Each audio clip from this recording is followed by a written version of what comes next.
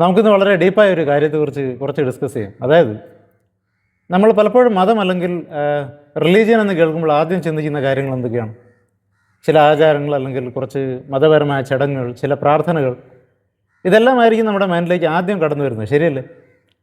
But actually what is religion? ഇന്നലെ science of the times എന്ന പുസ്തകം ഞാൻ വായിച്ചുകൊണ്ടിരുന്നപ്പോൾ അവിടെ ഞാനൊരു വാക്യം ശ്രദ്ധിച്ചു. അവിടെ പറയുന്നത് pure living religion is found in obedience to every word that proceedeth out of the mouth of God എന്നാണ്. അതായത് അവിടെ പറയുന്നത് ദൈവത്തിൻ്റെ വായിൽ നിന്ന് പുറപ്പെടുന്ന ഓരോ വാക്കിനോടുമുള്ള അനുസരണത്തിലാണ് നിർമ്മലവും സജീവമായ മതം അടങ്ങിയിരിക്കുന്നത് എന്നാണ് അതിൻ്റെ അവിടെ പറഞ്ഞിരിക്കുന്നതിൻ്റെ അർത്ഥം. ഇന്നത്തെ നമ്മുടെ ഫാസ്റ്റ് ലൈഫിൽ നമ്മൾ പലപ്പോഴും കുറുക്കു വഴികൾ തേടി പോകാറുണ്ട്, അല്ലേ? പക്ഷേ ഒരു ലിവിങ് ഫെയ്ത്ത് അല്ലെങ്കിൽ സജീവമായ വിശ്വാസം എന്ന് പറയുന്നത് അത് വെറും ഇൻഫർമേഷൻ ആണ് എന്ന് നാം ഒരിക്കലും ചിന്തിക്കുവാനായിട്ട് പാടില്ല. അത് തെറ്റാണ്.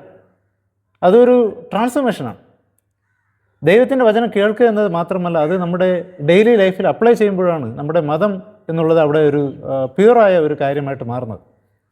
It's not about just being a hearer, it's about being a doer. നമ്മൾ ആത്മാർത്ഥമായി ദൈവത്തെ സ്നേഹിക്കുന്നുണ്ടെങ്കിൽ ആ ദൈവത്തിൻ്റെ വാക്കുകൾ അനുസരിക്കുവാൻ നമുക്ക് ഒരു മടിയും തോന്നില്ല. കാരണം എന്താണെന്ന് അറിയാമോ? കാരണം ആ അനുസരണത്തിൽ കൂടെ മാത്രമേ നമുക്ക് യഥാർത്ഥമായ സന്തോഷവും സമാധാനവും കണ്ടെത്തുവാനായിട്ട് കഴിയും.